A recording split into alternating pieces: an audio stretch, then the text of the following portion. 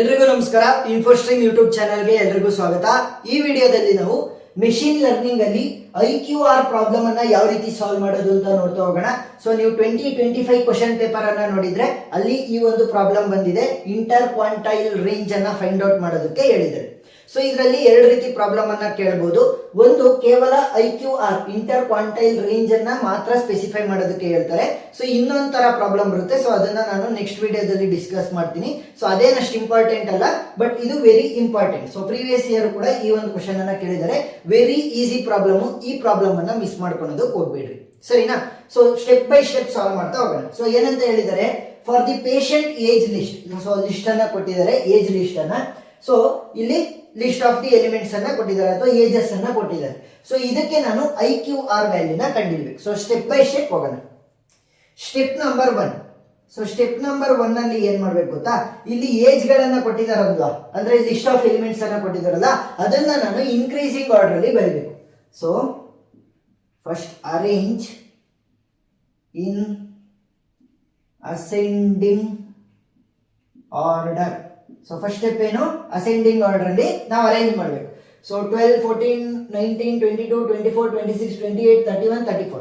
So already increasing order ಅಲ್ಲಿ ಇದೆ, ಅದನ್ನೇ ಬರೀತೀನಿ. 12, 14, 19, 22, 24, 26, 28, 31, 34.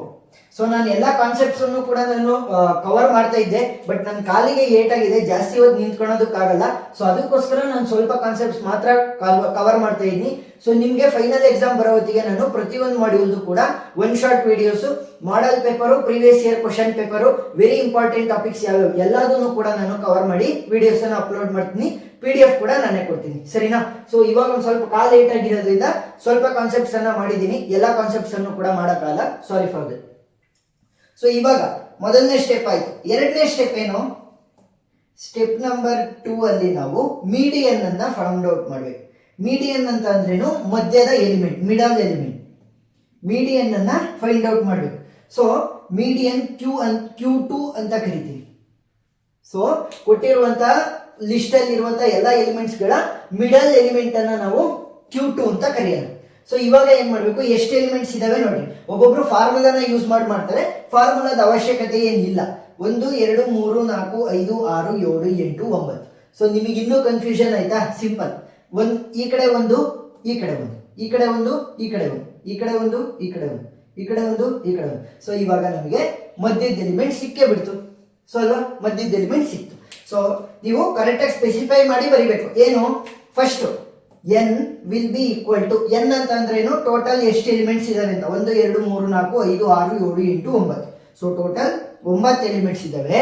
ಇದರಲ್ಲಿ ಮೀಡಿಯನ್ ಅನ್ನ ಫೈಂಡ್ ಔಟ್ ಮಾಡಿದಾಗ Q2 ವ್ಯಾಲ್ಯೂ ಏನ್ ಬಂತು, ಮೀಡಿಯನ್ ಎಲಿಮೆಂಟ್ 5th ಎಲಿಮೆಂಟು ನೋಡಿ.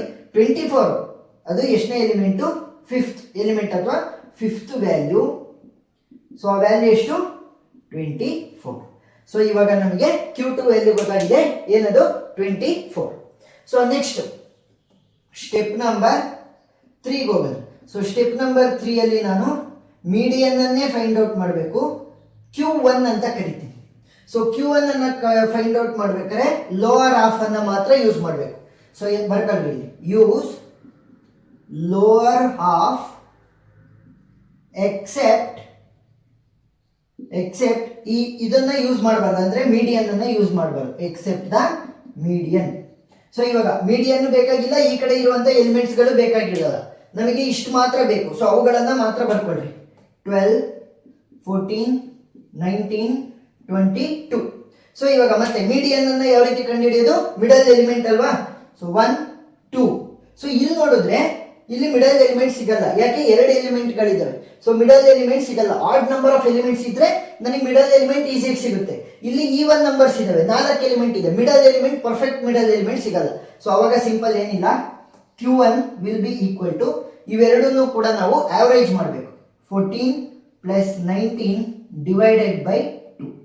ಸೊ 14 ಪ್ಲಸ್ 19 ಅಂತಂದ್ರೆ 29, 33. ಸೊ 33 ಡಿವೈಡೆಡ್ ಬೈ 2 ಅಂದ್ರೆ ಎಷ್ಟಾಗುತ್ತೆ, 2 1s are 2, 2 6s are 12, 2 5s are 10. So 16.5 is the value of Q1. So ಇದೇ ರೀತಿ Q2 ವ್ಯಾಲ್ಯೂನ ಕಂಡುಹಿಡಿಯಿರಿ. ಸ್ಟೆಪ್ ನಂಬರ್ 4 ಅಲ್ಲಿ. ಸೊ ಮೀಡಿಯನ್ Q3 ಅನ್ನ ಕಂಡುಹಿಡಿಯೋದು. ಸಿಂಪಲ್, ಏನ್ ಗೊತ್ತಾ, ಫುಲ್ ಎಲ್ಲ ಎಲಿಮೆಂಟ್ಗಳಿಗೆ ಇರುವಂತ ಮಿಡಲ್ ಎಲಿಮೆಂಟ್ ಮೀಡಿಯನ್ ಅನ್ನ Q2 ಅಂತ ಕರಿತೀವಿ. ಲೋವರ್ ಹಾಫ್ ಅಲ್ಲಿ ಇರುವಂತಹ ಮೀಡಿಯನ್ ಎಲಿಮೆಂಟ್ ಅನ್ನ ಏನಂತ ಕರಿತೀವಿ, Q1 ಅಂತ ಕರಿತೀವಿ. Next upper half. So upper half ಅಲ್ಲಿ ಇರುವಂತದ್ದನ್ನ ಏನಂತ ಕರಿತೀವಿ ನಾವು, Q3 ಅಂತ ಕರಿತಾ ಹೋಗ್ತೀವಿ. So use upper half except median. So median ಅನ್ನ ನಾವು ಇಲ್ಲಿ ಯೂಸ್ ಮಾಡಬಾರ್ದು. ಸೊ ಮೀಡಿಯನ್ ಬೇಕಾಗಿಲ್ಲ ನಮಗೆ, ಲೋವರ್ ಹಾಫ್ ಕೂಡ ಬೇಕಾಗಿಲ್ಲ, ಕೇವಲ ಅಪ್ಪರ್ ಹಾಫ್ ಮಾತ್ರ ಬೇಕು. ಸೊ ಯಾವ್ದಾವ್ದು ಎಲಿಮೆಂಟ್ ಉಳ್ಕೊಂಡು 26, 28, 31, 34. ಸೊ ಇಲ್ಲಿ ಈವನ್ ನಂಬರ್ ಆಫ್ ಎಲಿಮೆಂಟ್ಸ್ ಇದೆ, ಪರ್ಫೆಕ್ಟ್ ಮಿಡಲ್ ಎಲಿಮೆಂಟ್ ಸಿಗಲ್ಲ. ಸೊ 1, 1. ಸೊ ಇವಾಗ ಏನಾಯ್ತು, ಮಿಡಲ್ ಎಲಿಮೆಂಟ್ ಸಿಗಲ್ಲ, ಇವೆರಡರದ್ದು ಆವರೇಜ್ ಅನ್ನ ಕಂಡುಹಿಡಬೇಕು. Q3 will be equal to 28 plus 31 divide by 2. ಎಷ್ಟಾಗುತ್ತೆ, 30 ಪ್ಲಸ್ 20 ಅಂತಂದ್ರೆ 50. 58, 59. 59 ಡಿವೈಡೆಡ್ ಬೈ 2 ಅಂದ್ರೆ ಎಷ್ಟಾಯ್ತು, 2 2s are 4, 2 9s are 18, 2 5s are 10. So 29.5 is the value of Q3. So ಇವಾಗ ಲಾಸ್ಟ್ ಸ್ಟೆಪ್ IQR ಅನ್ನ ಫೈಂಡ್ ಔಟ್ ಮಾಡೋದು. Step number 5, IQR. So IQR will be equal to Q3 minus Q1. So ನಾವು ಇಲ್ಲಿ Q2 ಅನ್ನ ಏನು find out ಮಾಡ್ಕೊಂಡಿದ್ದು, lower half higher half, lower half ಮತ್ತೆ upper half ಅನ್ನ ಕಂಡುಹಿಡ್ಕೊಳ್ಳೋದಕ್ಕೆ. ಲೋವರ್ ಹಾಫ್ ಅಲ್ಲಿ ನಾವು Q1 ಕಂಡುಹಿಡ್ಕೊಂಡ್ವಿ, ಅಪ್ಪರ್ ಹಾಫ್ ಅಲ್ಲಿ ನಾವು Q3 ಅನ್ನ ಕಂಡುಹಿಡ್ಕೊಂಡ್ವಿ. Q3 ಮೈನಸ್ Q1 ಏನಾಗುತ್ತೆ, ನಮಗೆ IQR ವ್ಯಾಲ್ಯೂ ಆಗುತ್ತೆ. So Q3 value is 29.5. Next Q1 value ಏನಿದೆ 16.5. ಸೊ ವ್ಯಾಲ್ಯೂ ಏನಾಗುತ್ತೆ ನಿಮಗೆ, 29 ಮೈನಸ್ 16 ಅಂತಂದ್ರೆ it will be equal to 13.